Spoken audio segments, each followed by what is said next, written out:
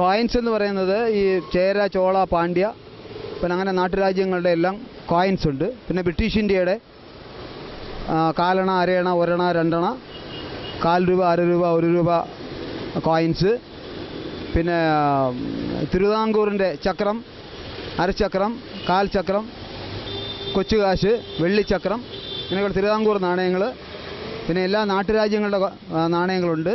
പിന്നെ വിദേശത്തെ 200, 250 രാജ്യങ്ങളുടെ നാണയങ്ങളും കറൻസികളും ഉണ്ട്.